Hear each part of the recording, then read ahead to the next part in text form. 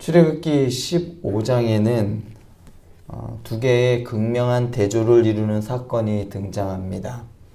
하나는 홍해를 건넌 후 이스라엘 백성들이 보인 반응에 대한 이야기입니다.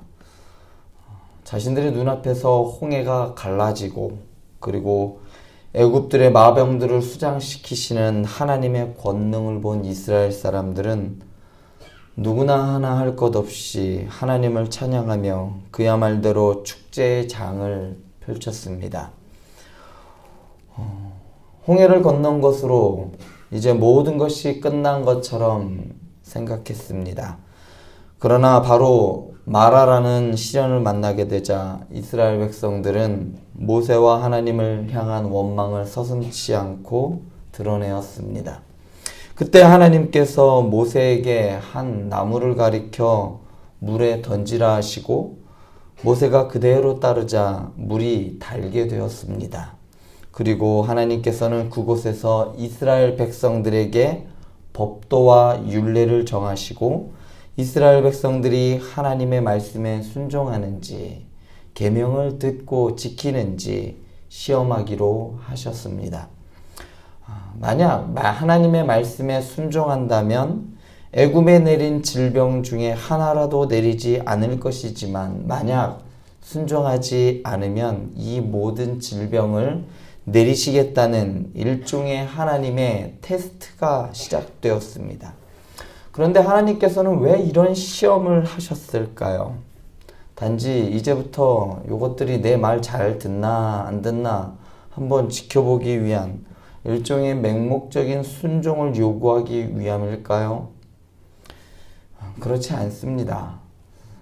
대략 한 400여 년간 애굽에서 살면서 이스라엘 사람들은 무늬만 이스라엘 사람이었지 그들의 문화와 사회와 그리고 그들의 삶의 방식이나 심지어 종교적인 형식까지 애굽화되어 버렸습니다. 우리나라도 한 40여 년 일본의 밑에 있었는데 40년인데도 상당히 많은 일본 문화가 들어와 있는데 10배나 긴 시간 동안 식민지로 있었다면 거의 대부분이 애굽 사람이나 다름이 없었겠죠. 이스라엘의 고유 문화는 사라져 버렸고 애굽의 문화에 그들은 동화되어 버렸습니다. 그래서 그들의 종교관 혹은 신앙관까지도 애굽의 우상을 따르는 우상 숭배 형식과 상당히 유사해져 버렸습니다. 그 대표적인 예가 금송아지 사건입니다. 애굽의 신앙관에 물든 이스라엘 백성들은 그들의 하나님 여호와를 섬기는 것을 애굽 사람들이 그들의 우상을 섬기는 것과 같이 똑같이 하였던 겁니다. 고대 이집트에는 특정한 외모의 소를 아피스라고 부르며 태양신의 현신이다 라고 숭배했습니다. 살아있을 때는 파라오 버금가는 바로와 버금가는 대접을 하고 또한 죽어서도 미라로 만들어버리는 아주 무덤까지도 해주는 그러한 소가 있었습니다. 이스라엘 사람들에게 소는 단지 애굽의 보편적인 신이었습니다. 애굽의 신앙관으로 하나님을 보았기 때문에 금송아지를 만들게 되었던 것입니다. 그렇게 애굽화된 이스라엘 백성들이 광야에서 처음 만난 것이 마라 우물입니다. 마라는 무슨 뜻인지 다들 아시겠죠. 쓰다라는 의미입니다. 하나님께서 마라의 쓴 물을 단물로 바꿔주셨습니다. 이때 물을 히브리어로 아인이라고 말하는데 그 아인이라는 말에는 또 다른 뜻으로 보다라는 의미가 담겨져 있습니다. 그래서 물이 바뀌었다라는 것으로 물이 바뀌었다는 것은 보는 게 바뀌었다라는 걸로 볼 수 있고 보는 게 바뀌었다라는 것은 관점이 바뀌었다라는 것으로도 볼 수가 있습니다. 관점이 바뀌는 것, 그것을 우리는 정체성이 바뀌었다라고 말합니다. 그러니까 하나님께서 마라의 쓴 물을 바꿔 이스라엘 백성들에게 단물을 주신 그 사건은 이스라엘 백성들의 정체성을 바꾸기 위함이었습니다.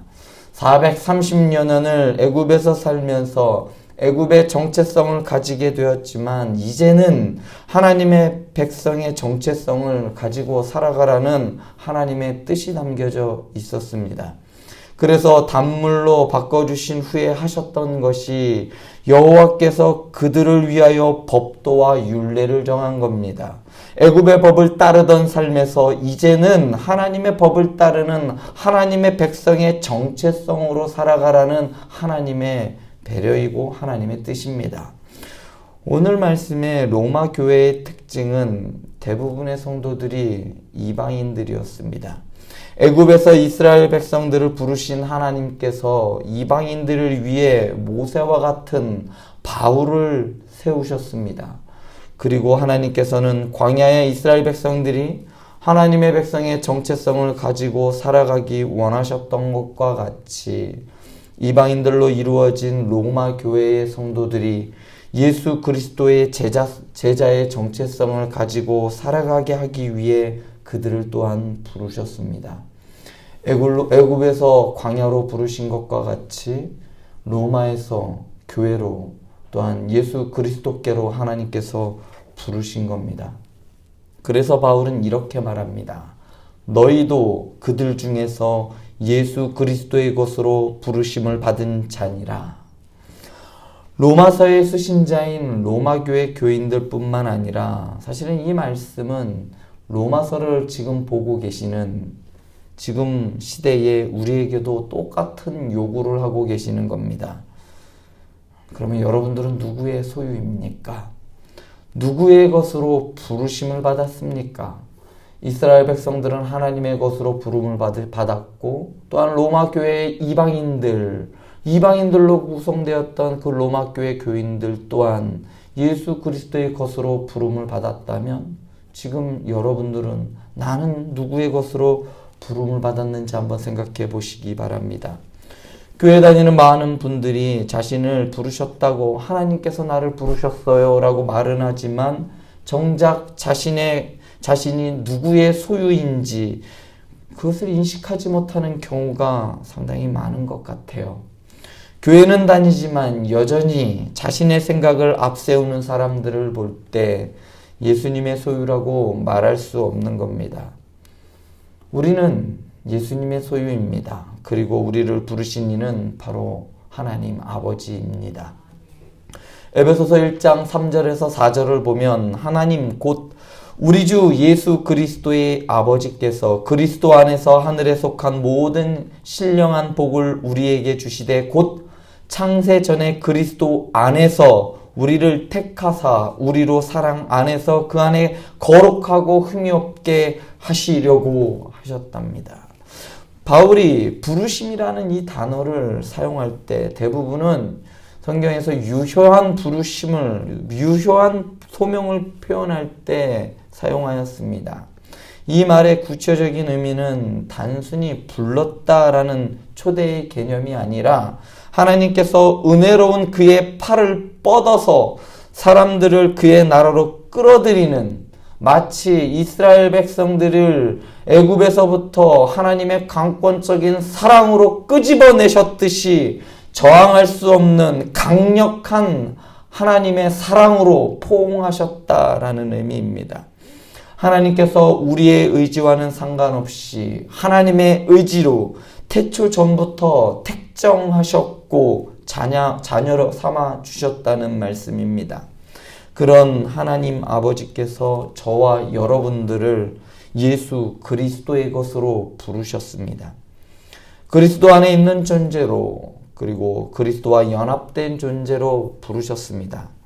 그런데 우리가 그리스도와 연합할 수 있는 근거는 7절에서 말하는 바와 같이 하나님의 사랑하심을 받았기 때문입니다.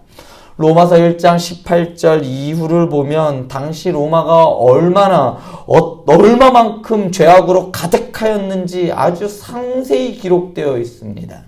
마치 지금의 세상을 바라보는 것과 같이 엄청나게 타락하였고 차마 입에 담을 수 없을 정도로 그들은 죄악으로 물들어 버렸습니다. 쾌락과 정욕에 의하여 지배되는 사회가 되고 말았습니다. 그러나 그런 죄악의 끝을 보여주는 세상 속에서 로마 교회 신자들은 그토록 음란하고 더러운 곳에서 나와 거룩한 공동체를 이루었던 겁니다. 어떻게 이런 일이 가능했을까요? 어떻게 로마 교회 교인들은 그 더러운 세상 속에서, 그 죄악된 세상 속에서 그들과 똑같이 동화되지 않고 어떻게 하나님의 교회를 이루며 그곳에서 그들의 신앙을 지키며 더욱이 바울이 그들의 신앙을 칭찬하리만큼 어떻게 그들은 신앙의 고고함을 유지할 수 있었을까요? 이유는 하나밖에 없습니다. 바로 하나님의 사랑 때문이었습니다. 바울은 로마 그리스도인들을 하나님의 사랑을 입은, 그리고 성도로 부르심을 입었다라는 말로 지칭하는데, 이 말들은 로마 교회 신자들이 하나님의 선민이라는 것을 의미합니다. 로마 교인들 또한 하나님의 백성이라는 것을 의미합니다. 로마 교회를 이루고 있는 사람들은 이방인들이었습니다. 그런데 그들을 하나님의 백성으로 부르셨다는 것을 의미합니다. 구약의 이스라엘 백성들이 하나님의 사랑을 입어 그의 백성으로 부르심 받은 것과 같이 이방인 교회였던, 이방인들로 이루어졌던 로마 교회 신자들도 하나님께서 사랑하셨고 그의 백성 삼아 주셨다는 것을 의미합니다. 여기서 잠깐 순서를 정리할 필요가 있을 것 같아요. 로마 교회 신자들이 세상과 구별되었기 때문에 하나님의 사랑을 받은 것이 아닙니다. 하나님의 사랑을 받았기 때문에 세상과 구별될 수 있었던 겁니다. 우리도 마찬가지예요. 우리가 구원받았고 하나님의 자녀가 된 것은 우리에게 그만한 자격이 있었기 때문이 아닙니다.